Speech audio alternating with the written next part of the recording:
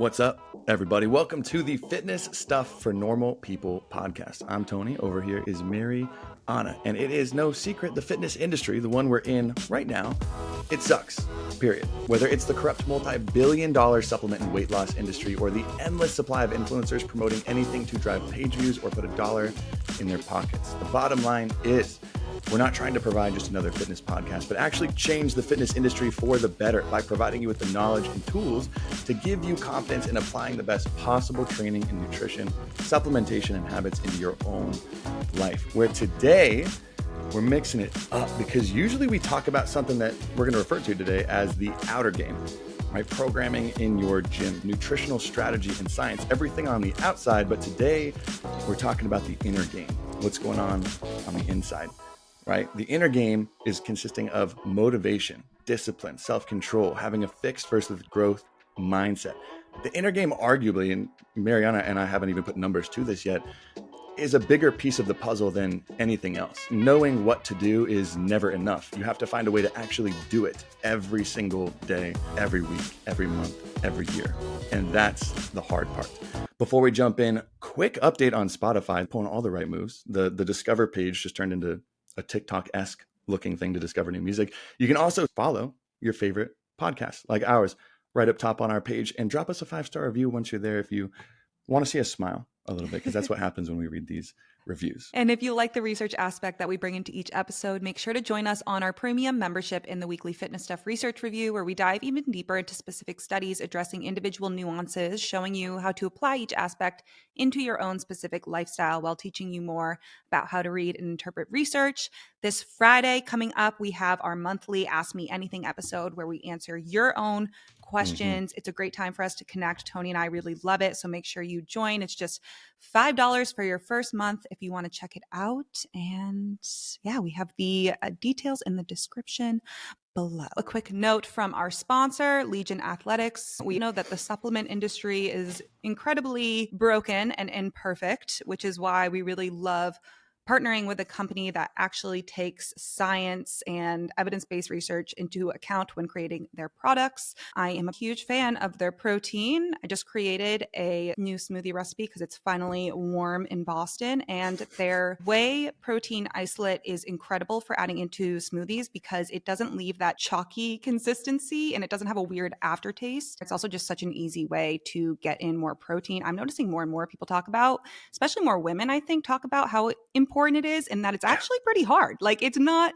the easiest thing to do. So a supplement makes it a little bit easier, and theirs tastes really good. You can get 20% off your first order or double points after that with the code FSPOD. We also will have a link in our show notes if you want to try it out. Perfect blend coming from whey protein to introduce our newer sponsor that we partnered with just a few weeks back. Now, if there's one thing we don't shut up about on this podcast, and for somehow it's probably going to work its way into today's episode about mindset, it's protein.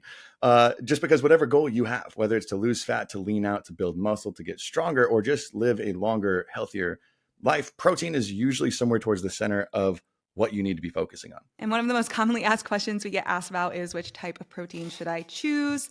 I know I personally get asked that all the time from a nutrition standpoint. And there's so many different types of proteins. We all have our personal preferences about taste or quantity, but we're actually partnering with The Strong Inside, which is an educational resource. We're not trying to sell you anything, but we're really trying to help you learn more about proteins from milk, specifically whey protein. Because if you didn't know, whey protein is a protein derived from milk and tested as the highest quality form of protein. That's because it's a complete protein, meaning it contains all 9 essential amino acids and is absorbed more quickly than other types of proteins. It's not just found in your basic whey protein powder, but it's also in protein bars and shakes. Just look for whey protein concentrate, or whey protein isolate on labels, all which deliver a very high protein content. And today, more and more people are finally looking at the science and taking a more evidence-based approach at finding the best protein for them. And The Strong Inside is just on a mission to educate them about the benefits from those complete proteins from milk. Now, once you figure out, okay, I know how to get in a little bit more, the next question is always, well, how much protein do you actually need based on your individual needs? If you listen to this show, you know how big we are on finding your individual approach and not just copy and paste in anyone else's. So if you want to find it out, head to thestronginside.com. They have a really easy protein calculator to use that actually takes into account many different factors like your body weight, your fitness level, the goals you specifically have, and even what life stage you're in. So we're going to put that in the show notes down below, or you can hit it on thestronginside.com to learn even more about how whey protein and all sources can help you get to your goal. Now today, we're talking about it. The I'm inside excited. game. Okay, so just for some reference for people listening, how we usually go about an episode is we will brainstorm, we'll come up with the ideas that we feel like the most people would benefit from. And then separately, we go about putting together and collecting our own research and putting together the pieces that we find individually before coming together and piecing together a storyboard of really what's going to connect, which I had actually a fun time because her and I, we had different takes at this a little bit, not different takes of disagreeing, but we kind of just went down different paths. And when they combined, I think it became super, super powerful. I think that it happens a lot more than we think because we just take a different direction, but both paths are really important on the topic. But I don't know. It's nice having another brain to think of something that I didn't even think about. And then when we're like reviewing everything, I feel like 10 times I'm like, oh shit, I didn't think about that. I forgot about this. Yeah, like, oh my God, that's such a good point. So that's why I always really enjoy putting this together. So why we're talking about this today specifically, I think most people discount this too hard, way too hard. Because if you say improve your mindset, if it's just whatever, people discount that and they'll say, okay, I know I need to change my mindset. I know I need to change this, but how much effort are you actually dedicating towards changing this? Because I would say weighs just as much as the physical aspects of going to the gym, to the nutrition, and you're spending hours and hours and hours a week dedicated there. How much time are you spending here? I think most people, maybe not even a minute every single week. I think that's why it's the biggest problem. And I mean, you and I work with clients, right? So we get to actually see this take place and really change perspective, which I think is cool. Yeah. I mean, our minds are a scary place and it's much, I'm saying in quotations if you're not watching this, but it's much easier to not work on mindset, the mental aspect, but in the long term, it digs a way deeper hole if you're not addressing that piece, and it really does not set you up for success or to get what you want in life. So yeah, you might be able to get some initial progress without paying attention to it, but it's rarely, if ever, I can't think of a single example, someone makes it far without tackling mindset and honestly paying the most attention to mindset going on. So that's what we're going to try and do today, is not just talk about foo-foo, woo-woo, whatever.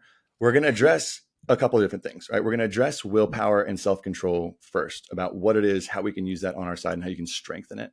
We're going to go into arguably one of the biggest areas, which is having a fixed versus growth mindset, actually putting together pieces so you can actually put this into your own life, and then how we can change different aspects of our life to actually put things together. Because I want you to think of right now, if you're listening to this, every time you failed at accomplishing a goal, fitness, if we want to stay on topic, but honestly, this is any goal in life. Was it your mindset that ultimately derailed you? I think oftentimes the answer is, if that piece was taken care of, I probably would have finished. I probably would have reached the goal. So let's start with just some basic willpower and self-control, which is not all it boils down to. But I think that's a lot of the time just below the surface. And that's where people stop. I need more willpower. I need more self-control. And although those things are very massively important, they're not the end all be all. Now, according to a 2010 survey by the American Psychological Association, the lack of willpower is the number one obstacle people face in reaching their goals. So not time, not knowledge, not lack of willpower. Like we talked about this in the intro, just knowing what to do is not enough. Just knowing what to do is not enough. Now, why I think willpower is important and just having that self-control, and this is put together from research from some pretty massive universities here, the University of Pennsylvania, Case Western, University of Maryland. These all show that people with higher levels of willpower end up generally doing better in school, earn more money through their careers, make better leaders, and are generally happier, healthier, and less stressed through life. So in general, the more willpower you can have, the better. But it's not a renewable resource. It runs out. It's not a forever thing, and you can't always count on it. But strengthening these muscles help. And I think have you heard of that before? Willpower is like a muscle. Willpower gets how we've positioned it in the fitness community. It's almost something I even hate bringing up that word, because people look at it and will use it as, oh, you just don't have enough willpower. That's why you're not losing weight. Like, why can't you just not eat that cookie or just eat less or just go to the gym? Like, you have no willpower. And I hate how it's positioned that way, Yeah. because when you really think about what willpower is, and Tony wrote this down beautifully, it's like the ability to say no. And you're going to have willpower and you're not going to have willpower in certain situations. And there's ways you can get better at saying no more often, but it's not looking at it like, oh, I suck because I have zero willpower. And this person's telling me to have more, but how do I have more? Like, I don't know what to do. It's just unproductive to tell someone, oh, well, you just don't have So willpower. unproductive. But I think it's important to understand the basis of it and how it's important for mindset. Yeah. It's really just becoming more mentally tough so you can better. I think it really is honestly what we're going to talk about with willpower. It's just putting yourself in a position so you can make a calm and logical decision instead of giving in easily to emotion, to anything else. Which you're so freaking right, though. That's the one thing that makes me roll my eyes the hardest is when you see like a 23-year-old trainer who works in the gym, lives in the gym, sleeps in the gym. It's like, oh, you single mother with 2 kids and 2 full-time jobs, you're not working out just because you don't want it enough. If you wanted it, you'd make time for it. It's like, okay, buckaroo, let's pump the brakes. But it has gotten a bad rap, but learning how to strengthen it's big. So we want to think of willpower like this, a little bit like a muscle. Is it the perfect analogy? No, but it's a good analogy, right? Where with any kind of muscle that you're training, if you train it correctly and intelligently, it becomes much stronger and you can handle a lot more weight. But like any muscle, it only has so much strength, right? It only has so much strength where if you push it too far, it's going to fail over and over again. Even the strongest muscles have a failing point, right? Look at any Mr. Olympia, Phil Heath, 7, 8-time Mr. Olympia. Even his freaking biceps, his mountain biceps have a failing point. Everyone's does. So strengthening your willpower can help you accomplish a lot of things, but it is not a fail-safe. Is what we want to say now. And we're going to use it where, yes, essentially your willpower is just decision-making, right? It's your ability to say yes or no, given the context. Now, we're going to talk about a few different ways to increase this and to train this and to get stronger. I think the biggest one that you and I were talking about before this is actually not what people think, right? We're going to talk about some things that you can actually do it. But I think by far the number one thing that you can do to improve your willpower is actively work on just getting rid of the stress in your everyday life. Get rid of your stress. Get more sleep. Don't overtrain. Just get rid of your stress. I know, like, but it's tough because a lot of people, me with especially my anxiety over here, I'm like, no, it's true, but it's like actively working on your stress. Everyone has stress. Like you can't completely eliminate it, but if you have the ability to control, I would say controlling your stress is better than eliminating it, because for some people that's just not realistic. But if you have something to fall on when you do feel like your stress starts to get a little bit out of control, if you have something to lean back on that you could do to lower it in those situations and not get it so this becomes a chronic feeling of zero self-control, which I know Tony was getting into. I just interrupted him. Sorry. Well, no, it's a big piece because I was like, just get rid of it. It's like what is it when you're it's like just like when you tell your girlfriend this is why we work. When you tell your girlfriend to calm down, it's like, hey, just calm down. It's like, oh, that helped absolutely not at all. But it's at least okay. So not necessarily. So it's either changing your perception to stress or focusing on it and saying, okay, this is a real problem. This is reality. I need to work on better managing this. And instead of just accepting it and saying, okay, I'm stressed, there's nothing I can do. There's things that you can do to improve your relationship with it, to better it. And I can't tell you enough how much that thing alone, we're going to talk about other methods to improve your willpower, but that alone, just getting that out of the way can increase it all. Focusing on your sleep. We were talking about this before. On a low stress day, if you had a great night's sleep, even the biggest, most challenging problems you might have at work, in a relationship, they shrink in size. They seem like the size of a pebble. Where if you're on a high stress, no sleep, problems that are the size of a pebble grow into the size of a freaking mountain or a boulder. And you just look at it and you're like, there's nothing I can do about this. When in reality, it's something the size of a pebble. But that's the power of what stress can do to your willpower. And again, it's just actively paying attention, saying, hey, I'm a very high stress person. If you are, let's actually pay some attention and figure out how I can change this. Because I think we agree on this. Improving your stress is not not much is a one size fits all approach. Oh, no. But I feel like this is highly individual on how, what works with one person does not work for someone else, vice versa. I feel like we even find that for ourselves, like what works for me and you. Oh my goodness. And I just want to quickly say, I know this isn't our largest audience, but I'm sure we have a few people who have kids listening. Mm-hmm. Um, Disclaimer, Tony and I both are people who do not have kids and also do not want them in the foreseeable future. So that is not something I could speak to about Mm-hmm. the stress that comes with a child. And that's not something I can add. And I think that that's really important. It's not that we're like ignoring that having kids in your life is this huge stressor and we're just saying find something to get rid of that stress. No, that there's tools there that I cannot provide you with. I just wanted to make sure I said that for anyone who is listening with kids, recognize that I'm standing here from a place of privilege Good. in being childless. Get rid of your stress. They just walk their child out the front door, pack their bags, just kick their kid out. See you later, Timmy. But it's at least you got to acknowledge it's there. If you have and it's a balancing act. But if you have a high stress life, just know that will make sticking to things, that will make willpower harder, not impossible, but more challenging, right? So it's worth saying, okay, where can I wiggle? And like you said, stress can come from a lot of different places. For some people, it's all internal. For a lot of people, it's just being stretched too thin with work, with kids, with anything else. But it's worth investing time into figuring out how you can better manage that, or even just change your perception of stress. Yes. If it's therapy, if it's taking some time off of tech, I know that's huge.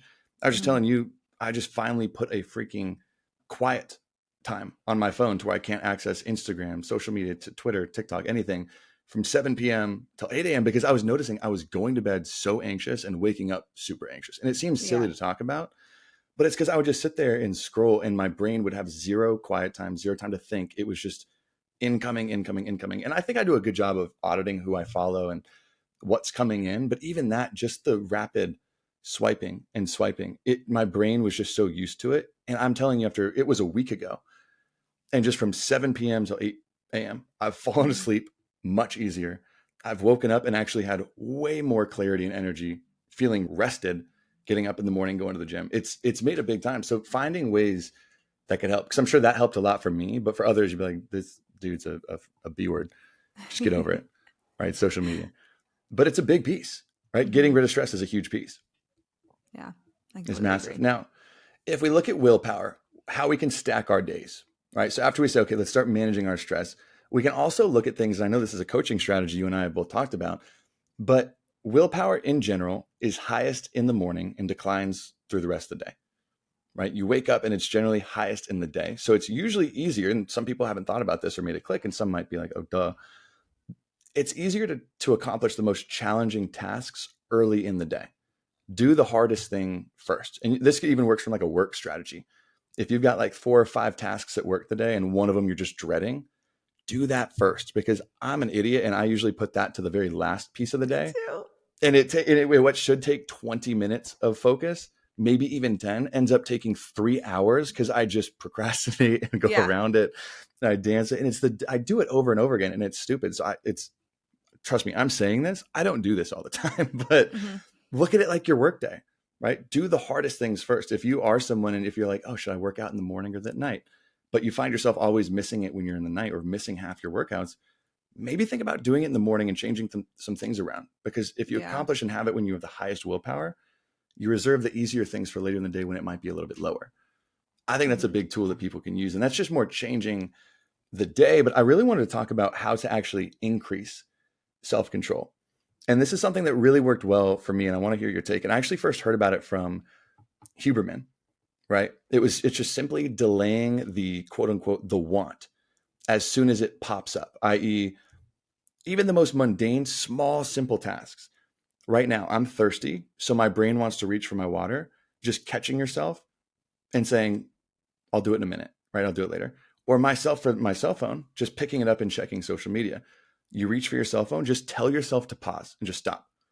And don't let yourself do it. And then you can do it in 30 seconds. I'm not telling you not to drink water all day, but it's actually training called, I wanted to look this up because I was like, that's actually a really good technique because it trains it to strengthen. It's something called the pause and plan response.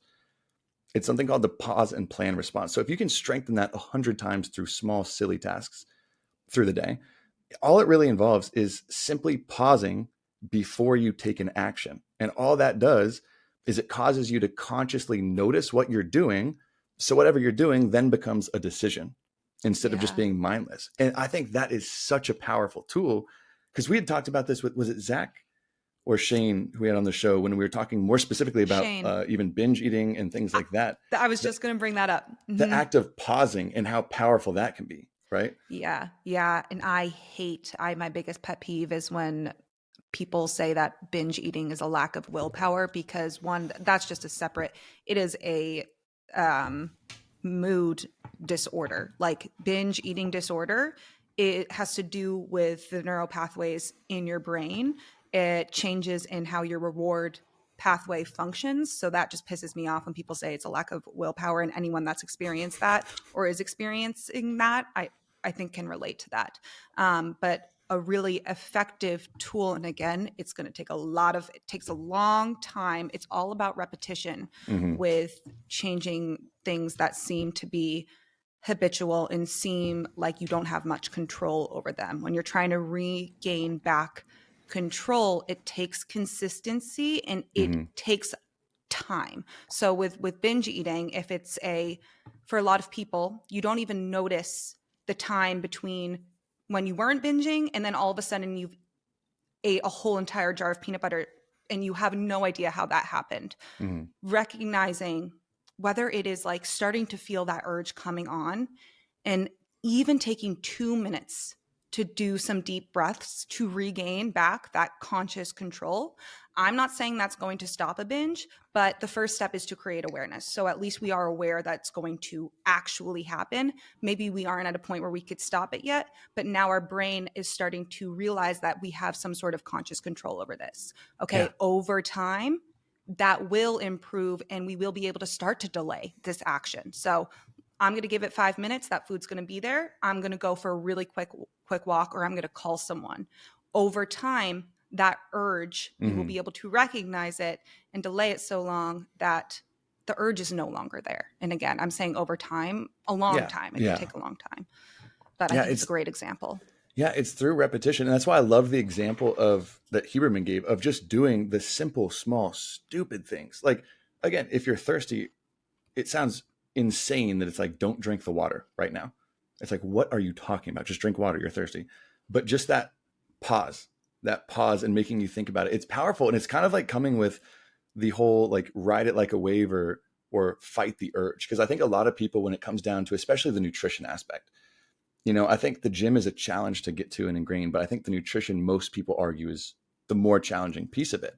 And it's sometimes you have these urges, and it's really easy to fight that urge, right? Like, for example, you just get done with a long day of work, you lay down on the couch, and the thought of ice cream pops in your head. You stuck to your diet, you're training all day, ice cream pops in your head. And I think most people's instant reaction is to fight that feeling, like look away and fight it, saying, no, think about anything but ice cream. I don't want it. Think about anything but ice cream. That doesn't work. We know that. Like, that just doesn't work. That only makes you want it more. It's just going to be incessant. Instead of it, don't pressure yourself. Ride the freaking wave. Think about it, right? You're pausing in that moment. Oh, that urge of ice cream. Okay, well, let me think about it. Like, accept it's there, face it calmly, and then play it down as something non-important. Because that, honestly, what that can do is help you remember your why. Because this is an interesting thing I talked about a while ago, but I haven't brought it up until I was putting notes together for this. It's this idea of future discounting, right? Where it's the idea that you put a lot more, you as a human, us as humans, we put a lot more value on what's right in front of us rather than something that's far away, right? Taking $100 now or $200 in 3 months. Yeah. Most people choose $100 now. And I think same thing. It's like let's say, you have a choice after dinner, you have a little treat, you have a little dessert. Perfect. You could call it a night, which is going to support your long-term goals, which is a delay, right? Your goals of, I want to be healthier, happier, live a longer life, right? Those small little tiny things. Or you could go back and go for round 2 of dessert, which is right in front of you. Like, I could go back for a few more Oreos. I could. Your body's valuing that immediate dessert right in front of you. Instead of because I think anyone logically, if you put those 2 choices down on a piece of paper, would I rather have 3 Oreos or a longer, healthier, happier, competent, like more confident, stronger life? Anyone with a thinking mind would choose the second one, right? They would Yeah. choose that over the dessert. But when it's right in front of you, it's not that easy of a decision. And I want people to really not discount what Tony mentioned. He said going back for more. So I'm not sure if you guys have ever felt this way before, but if you've been able to see someone or know someone that could just have one chocolate chip cookie and they're so satisfied and so good and they put it away, don't even think about it. And you're like, damn.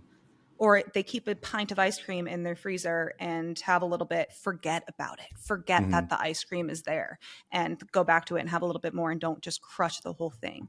That right there is self-control. That is the epitome of self-control.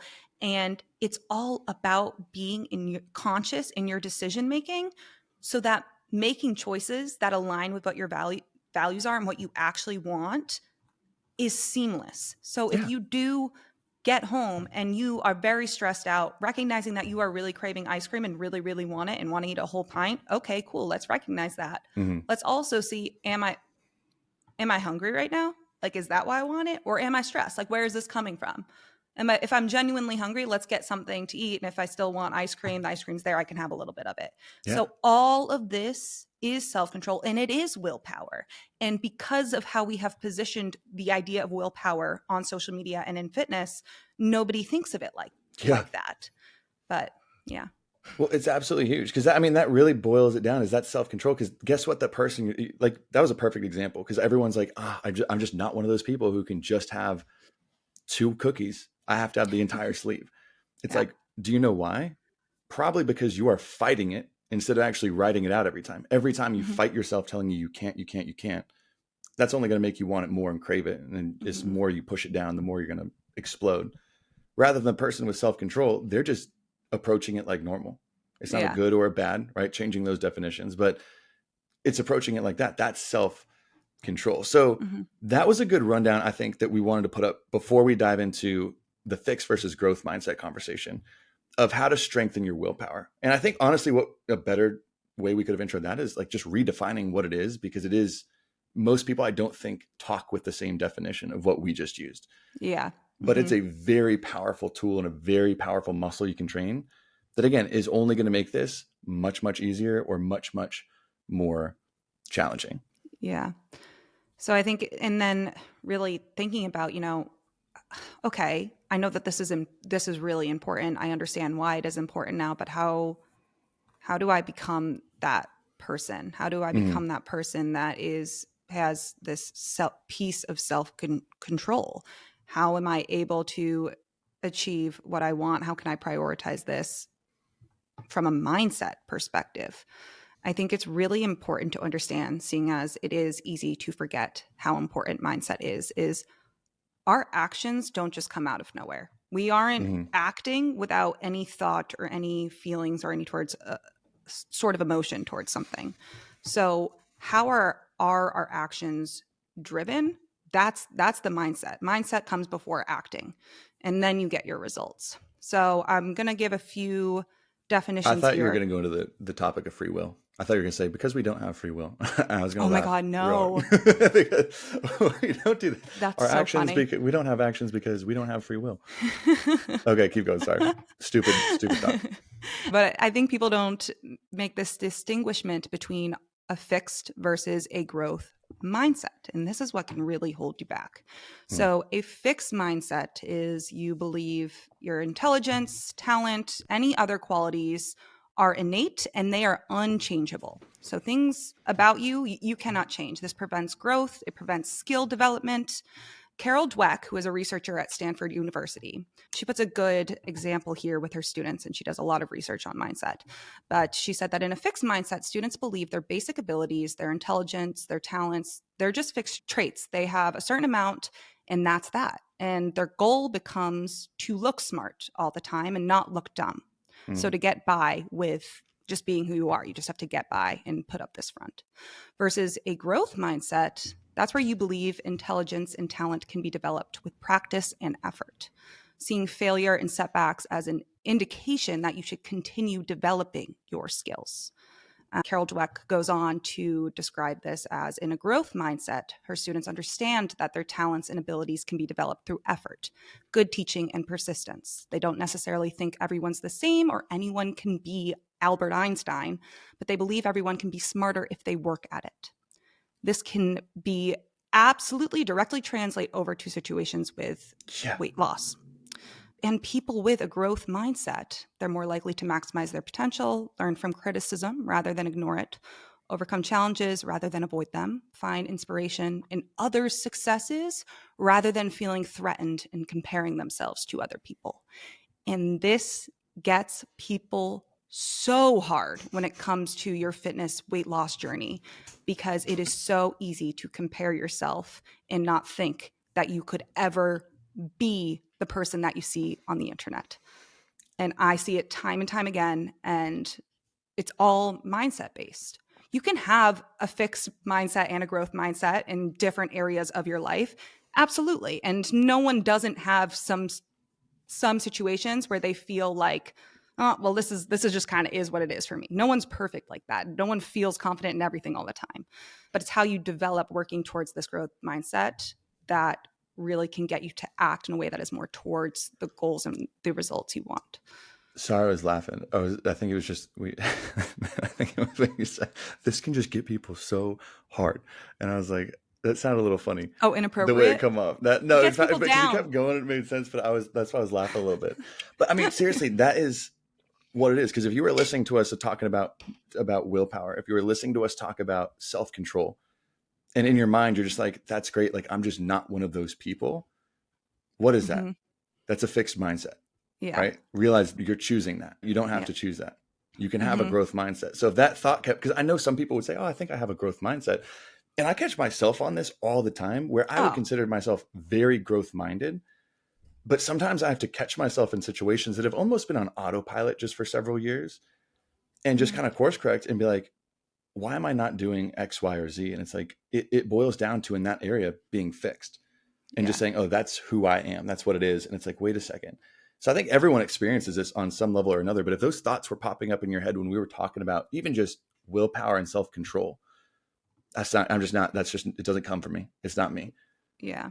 I think like that should be motivating. That means, hey, we just identified that is a fixed part of your mindset. And I'm a firm believer in even the Einstein comment. I think if any human has done something, I think any other human is capable of it, essentially. Yeah. Like if you're a human, it's like, I think you can beat Elon Musk. Do it. He's a special freak of nature, but he's a human. So are you. So I think that is especially when it comes to this mindset piece, because that will change your life more than anything else. Yeah. And it's really important to understand when we're thinking about and talking about how to develop a growth mindset, that there's a very important and strong connection between what you believe and what you do. So examples are, if you believe it's too hard for me to lose weight, or I'll never look as good as her, or I don't have time to exercise, or no matter what I do, I can't lose weight. These fixed mindsets can make you more likely to avoid certain situations that can make you feel like a failure. So anything that could put you in a position, if you think that, you'll never look as good as someone, oh, well, what's the point of me even going to the gym if I'm never going to look like her? I'm just going to fail. Or what's the point of me even starting to improve my diet? I've gone off all of my other ones and they never worked. You want to naturally, as an instinct, human beings do not want to fail. They don't want to put themselves in a position where they are either afraid or could fail at something. It's not innately what you want to do. So that piece is really important to see and understand. Hopefully it's starting to come together. Oh, you know what? This mindset piece actually is starting to make a little bit of sense. It's not just some woo-woo idea that someone threw out one day that people are picking up on. And good touch on that, though, because I think a lot of people, when you listen to it, I used to be this person, and I hate that I was. I would totally discount it. I was like, that's just woo-woo. You got to believe in yourself. It sounded like that to me, which I just would want to roll my eyes at 1,000 times. But when you're breaking it down like this, it's like, how many people have said those things to themselves? Yeah. Over and over again. And it's I've used it before. It's an easy scapegoat to just be like, it's too hard for me. It's whatever it is. It's an easy scapegoat. It's so easy just to be like, oh, that's why I'm not working out. That's why I'm not this, is because in your head, you're like, I'll never be that. So what's the point? Mm-hmm. That's not the real reason. That's just your excuse to put over it, I think, sometimes. Yeah. Yeah. So what can you do to change this if you are in this position so that you can actually achieve your goals? The biggest thing is focusing on building identity-based habits. And this comes from James Clear, who is an expert on habit formation. If you haven't read Atomic Habits, I highly, highly, highly request you do that. We can link it in the show notes below. But this system here is from James Clear and what he has built. He's wonderful, incredible. Can't recommend him enough. And this is a direct quote from him. James Clear stated that the key to building lasting habits is focusing on creating a new identity first. Your current behaviors are simply a reflection of your current identity. What you do now is a mirror image of the type of person you believe that you are, either consciously or subconsciously. And that completely describes this connection between your beliefs and your actions. So what can we do about this? James Clear describes these 3 layers of behavior change. So that's ultimately what we're trying to do if we're talking about losing weight, building muscle, what have you. It's behavior change. And you could look at it like an onion, 3 layers of an onion.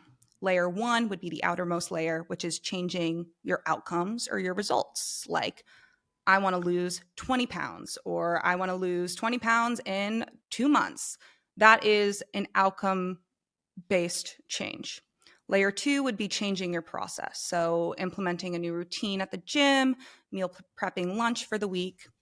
And then layer 3, on the innermost layer, would be changing your identity and your beliefs. So your worldview, your self-image, judgments about yourself, others, and most of the beliefs and assumptions and biases you hold are associated with this level. And where you see the most lasting, long-term, effective change is focusing on that layer 3. So instead of changing habits based off of what you just want to achieve, focuses on who you wish to become. And that's where it sounds very preachy, very like, get in touch with yourself. No, it is really focusing on that identity piece so that you can really believe you're capable of doing this. So there's 2 steps. So 1, deciding the type of person you want to be. And this isn't easy, right? No. You have to think about your principles and values. I would suggest writing down on a piece of paper what you value. Simple as that. It can be anything. And then ask yourself, who is the type of person who can get you the outcome that you want? And then the third piece here would be to prove it to yourself with small wins. So let me give you an example, because just hearing that would make it a little bit difficult. So the example being, if you want to lose weight, your identity would be becoming the type of person who moves daily. That could reflect this goal that I want to lose weight, which would be an outcome result-based goal. Focusing on the identity instead would be, I want to become the type of person who moves daily. Okay. How could I act on that and give myself a small win to do so? I'm going to walk for 10 minutes when I get home from work each day for the next week. The following week, I'm going to do 15 minutes when I get home from work. After that, I'm going to do 20. Your timeline is up to you and what's realistic for you. But one day you're going to get to moving daily, maybe for 30 minutes, getting in that can kind of help you reach a step goal maybe that you have in mind. But incrementally, slowly, you are working towards being successful at becoming the type of person who moves daily. So you're giving yourself something to act on that proves to you, I am this person. Okay, I can still have the goal of losing weight. That's not going anywhere. It's still there. But I'm adjusting my mindset so I can feel like I'm capable of actually doing that with giving myself this specific identity and small win I can do to achieve that. I'm going to give another example with diet. So say you just want to eat healthier. That's a broad goal. I want to eat healthier. Your identity could be becoming the type of person who eats vegetables daily. I would love to be the type of person who does that. A small win could be this week, add a serving of vegetables to your dinner. Just has to be 1 serving. Next week, maybe add 2 servings or have vegetables at lunch and dinner. And slowly work up so that you start to see yourself becoming this person. Oh, I'm starting to eat a little bit healthier, versus getting so caught up in I I can only eat XYZ. Or if I'm eating processed foods, then I'm not a healthy person. Or if I eat carbs and I'm not healthy. No, this is specific and it's for you. It is something that can make you believe that you are this person. I don't know if that made sense. That makes sense? No, it's huge because I'm trying to think. I think so many people, when they're setting goals for anything, even not even like lose 20 pounds, but I think when it comes to like the diet example, how many people's goal in their head is like, okay, my goal this week, I'm going to meal prep every single day. My goal this week is I'm going to stick to my diet for 19 out of 21 meals. It's like the goal should be like, okay, I just, like you said, I want to be someone who eats well. Okay, what does that kind of person do? And then start implementing those small changes. I mean, I know that's something that we both have gone through working with clients, but just completely redefining what success is and what the goals really are. And here's what I was saying. I think when you said like it's not an easy thing to write down your principles and values, I did this when I was in my younger 20s. That was one of the most pivotal moments in my life. It is one of the hardest things to do because once you write down what you think your values and principles are, I challenge you to ask yourself why a couple of times. You know, I value, like for training, I think it was when I was in my younger 20s, I was like, okay, what are my principles? What do I value? Well, I value going to the gym and being healthy. It's like, okay, why? And I kept digging down. I was like, well, why? I'm like, well, so I can look a certain way. I'm like, why? And I'd keep digging down because I guess it would make me fit in or people would like me more. Why? And I realized that those values were there for the completely wrong reason. So if you really deconstruct why your values are there in the first place, you can then rebuild them as like, oh, this is really why, or this is really my value, or this is really my principle. It's tough. Yeah. And it usually takes time because you end up hitting a ton of freaking dead ends as you're setting them up. Yeah. In your life, you're like, well, wait a second. If this was my value, then this situation would make more sense or something like that. But it's a freaking hard thing to do. But that's what it comes down to. And I was like, if anyone hasn't heard of Atomic Habits, I think one, you're living under a rock. But two, read the book because it's all about changing who you are on an everyday basis. And that's ultimately what any goal is, right? You're just changing who you are. Yeah. Yeah. At the bottom of the day. What we do, our daily actions change what you believe about yourself and the person you end up becoming. Every single day, the choices that you make, what you do, is a reflection of who you are. And if you want to change those daily actions, you cannot be caught up in the person you want to be that you aren't yet, or the person that you don't think you could ever be. It's what could I do today? What can I continue to do tomorrow and the next day? And will that reflect my values and the type of person that I want to be? Right. Yeah. So it's not like, oh, I can't have this weight loss goal. No, it's not that you can't have a nutrition goal. It's how can we actually make this realistic and reflect who you are, who you want to be, and something you can actually implement and feel successful at. So yeah, this is actually giving me some freaking nostalgia. I'm like thinking back to the time of my life when I was doing all this. And I think I did something kind of similar to this. Let me repeat what I did and tell me if this is kind of missing the mark. Because I'm seeing a lot of overlapping identities. Because when I moved from Denver to Atlanta the first time, right? I think in my early 20s, I moved from Denver to Atlanta and then a few years later to San Diego. But the first time I lived in Atlanta was the first time I lived out of my parents' house, right? It was the first time ever. Grew up in Denver, my hometown friends, everything. I got to almost recreate who I wanted to be, but who I was not that person. Like I had a lot of negative habits, a lot of bad mindset and just worldviews. I had a lot of things that I didn't like about myself.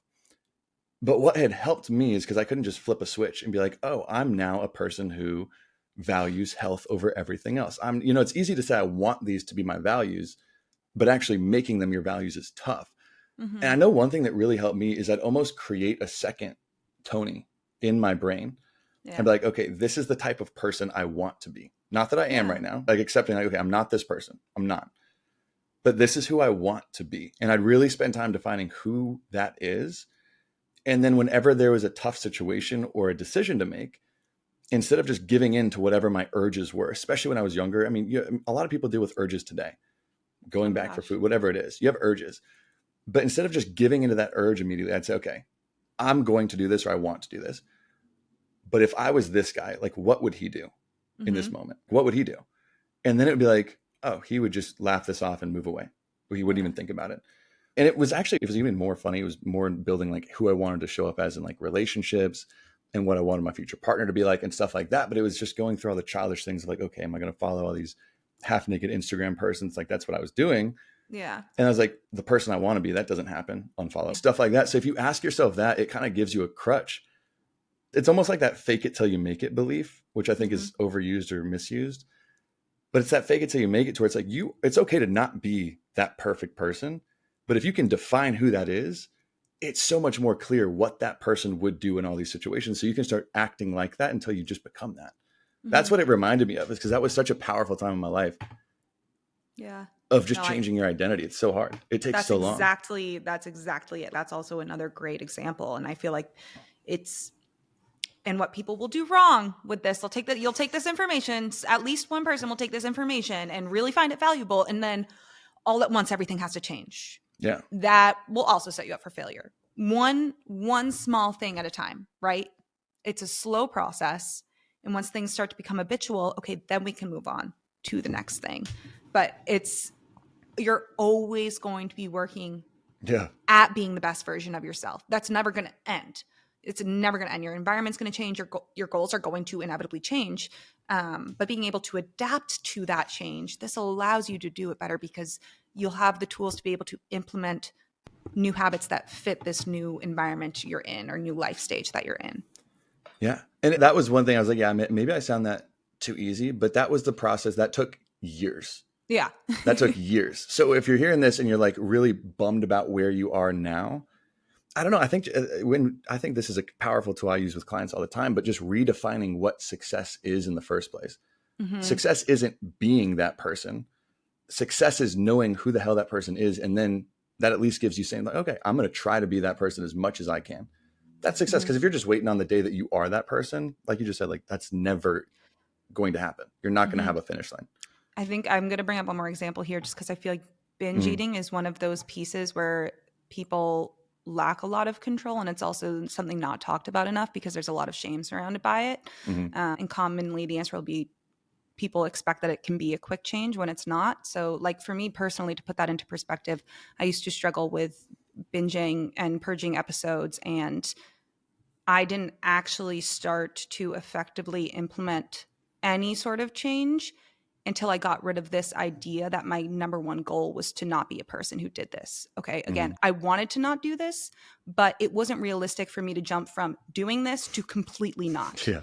So I had to change my goals. And I worked on this with my therapist. It was, I want to be a person who can recognize my urge. That is my biggest goal because I don't even know where it is yet. Instead of focusing on this huge outcome, huge result that I want to be this person that is just effortlessly eats food and doesn't think about it, doesn't worry about it, right?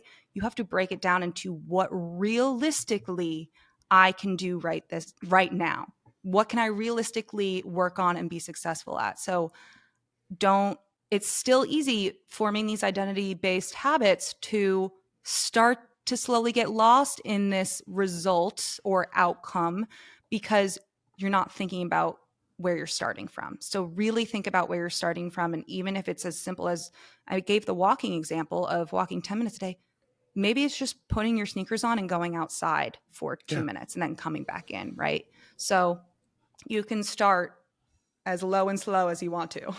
Yeah. But I think that's a big thing because progress keeps people motivated, right? Like I know we talk about like Huberman does a lot of talk on this about how that's really the driver of dopamine.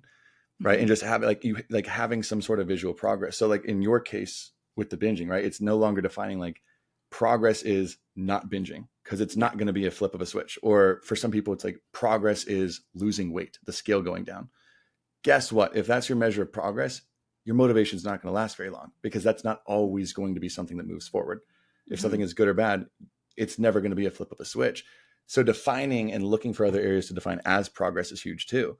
Like, for example, like doing things less, not stop doing them, but doing them less than you did before. Huge step of progress. And this is one piece. I know this was something that I guess kind of went hand in hand, but a big piece that helped me a lot. And I thought, and I put this story in here, but there's a little second one about your environment, because I don't think people truly realize how much weight the environment they're in plays on how easy it is to make changes in your mind. And I think the easiest way is, I don't know have you ever skied before? have I ever skied? Shut the heck up. I first was on skis when I was 2. I'm actually not too bad. I went to UVM. My first double So black diamond was before my 9th birthday. I could Wha- ski before I could walk. Wait, actually? No. Okay, I was like, that was good. Okay, so Marianna skied before. I don't know if you guys have skied before, but if you haven't, you've probably seen the Olympics. And a good analogy that I've heard, and this is more to do with psychedelics, which is a funny side story, but how people describe psychedelics in therapy settings and why they're seeing so many massive breakthroughs in using certain psychedelics in therapy is because it helps rewrite and overwrite years of etched in habits in people's brains in an instant, which is crazy. And I think your environment can do the same things, where if you think about what you do every single day, think about it like a ski slope that has moguls when you go down, right? I don't know if you guys, if you don't ski, what moguls are, right? When you're going down, it's like those bumps in the road. And I know they do an Olympic event where you're going back and forth really, really, really fast, right? It's a very deep trench where you can't just go straight down a hill with moguls, right? Death, instant death.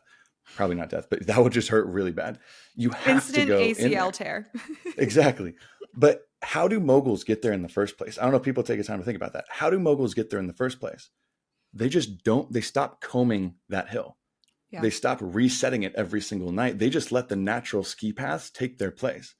And those moguls start to get deeper and deeper, and more people start to fall into them until it's too deep to where it's like you can't go anywhere outside of that track. That's the same thing with what you've been doing in your environment for the last several years, is you get so down these paths and so deep down and ingrained to where you don't really have an option to go outside of it. And that's where the analogy was from psychedelics, where people that go through psychedelic therapy essentially quote it as it's almost like a fresh layer of powder. And you're able to actually think and make a decision and write a new path without being stuck in a trench. And I think honestly, sometimes for me, and I've been very, I would almost say like a privileged place to be in there in my life. But when I had moved from Denver to Atlanta, I don't think I would have been able to make those changes if I was still stuck at home and still stuck in that same environment, because that largely pushed me into, you know, my mom, my dad, my friends, they all thought I was a specific person. So I almost had to fill that role. Instead of when you go to a new environment, there's nothing really telling you who or what to do. So you can actually say, oh, I'm going to go do this today. I've never been a 5 a.m. workout person, but I'm going to go do it because I think I want to. And then you go and you're like, oh, that I don't feel weird. My friends aren't scoffing at it. Like, oh, we'll see how long that lasts, whatever. But it's really interesting. And this is what I brought up before. It was Operation Golden Flow. Super interesting story that I heard about that was done in Vietnam. But essentially in 1971, U.S. representatives had just returned from an official visit to Vietnam during the U.S.-Vietnam War with news that 15% of active soldiers were addicted to heroin, right? So in the Vietnam War, 15% of active U.S. soldiers were addicted to heroin, which is scientifically just regarded as one of the most dangerously addictive drugs on the planet. That's in terms of dependence, withdrawal, tolerance, reinforcement, intoxication, the whole 9 yards. Heroin's pretty much the worst you can get, except for people sucking on those dumb nicotine sticks. Ugh. They're jewels, but that's a side story. But 15% of soldiers were addicted to heroin. And because of this, the U.S. military launched Operation Golden Flow, which is this made me laugh a little bit. It's essentially what it sounds like. American soldiers in Vietnam would not be permitted to board the plane home until they passed a urine drug test. If they failed, the soldiers were forced to stay in Vietnam, detox, and try again. Right? That's what which makes me laugh. Golden Flow, urine test, whatever. Anywho, here's the crazy part, right? Here's the crazy part. Once the addicted soldiers returned home, right? They detoxed, they got it out. And I'm talking trapped detox, not like, oh, they formed better habits in Vietnam and become unaddicted to heroin. Once they were detoxed, here's the crazy part. Once those addicted soldiers returned home to their ordinary, more mundane lives in the United States, as opposed to the absolute, I think a lot of people would consider it hell on earth that they might have been experiencing in Vietnam. Immediately, 95% of those addicted soldiers stopped using heroin, didn't touch it. No AA, no relapse in the first year, no secondary drug addictions like opioid painkillers. The only thing that changed was their environment. The only thing, right? So look at your environment, and please don't discount this. If you're really struggling to change, don't beat yourself up and say it's because I'm weak, I don't have willpower, I don't do this. Changing your environment can change your entire life, right? I mean, think about like someone who is trying to quit smoking, walking in a bar and there's people smoking cigarettes all around them, right? Or a former alcoholic just walking downtown and there's bars open, people drinking on the weekends. To a lot of people, that doesn't matter. But to someone who's trying to really change who they are and who they believe they are, that's a drug, right? Your environment matters. And yeah, that's a crazy thing. I'm not saying move freaking countries. It's like, oh, I want to lose weight, but I'm struggling. Oh, just move from America to Vietnam or anything else. Yeah. But it just speaks to your environment and how powerful it is. And I know when I was younger and when I moved each time, nothing was more powerful than that for me, just essentially that fresh layer of powder.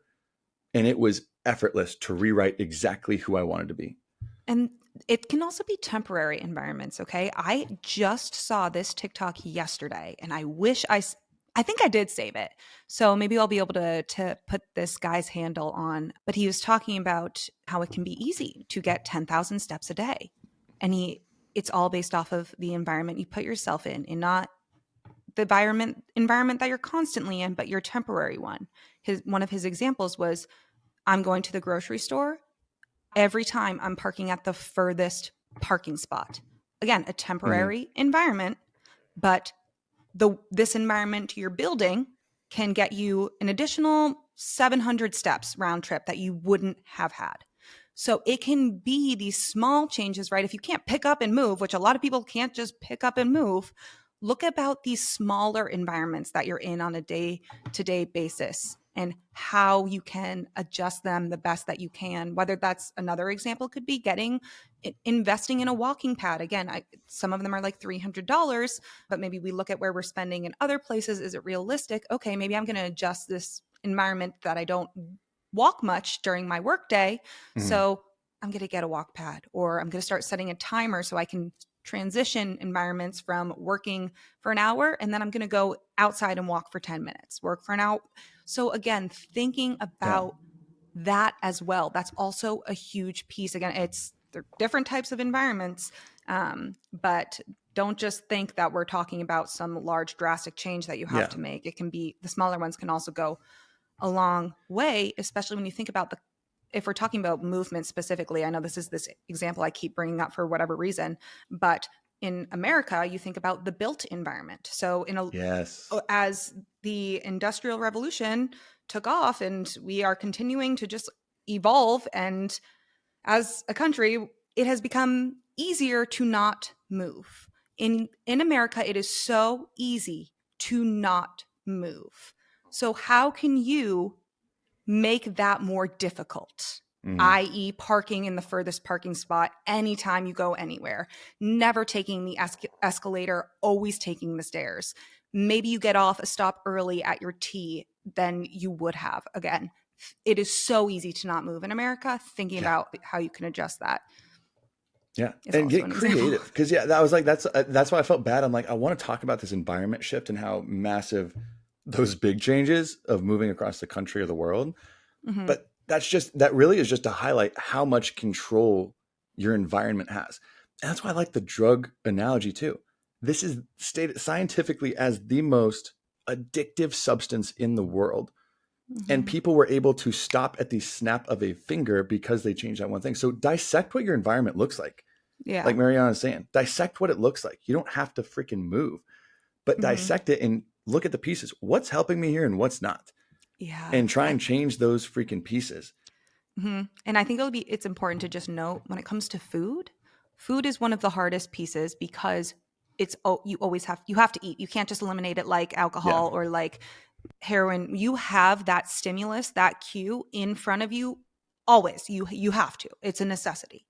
So thinking about how you can make it easier to make these choices, right? Okay, I'm not going to completely cut out every single junk food and ice cream, all the things that I love and enjoy. I'm not going to completely eliminate those out of my home, because that is going to make this urge stronger. But maybe I'm not going to buy as many at a time, and I'm also going to put other options in front of that. I'm going to meal prep so that when I open up my fridge, I also see the chicken and the potatoes and the rice in there. And I know that my ice cream is in the freezer, but I have this cue, this stimulus in my environment that will give me a choice. I have a choice now.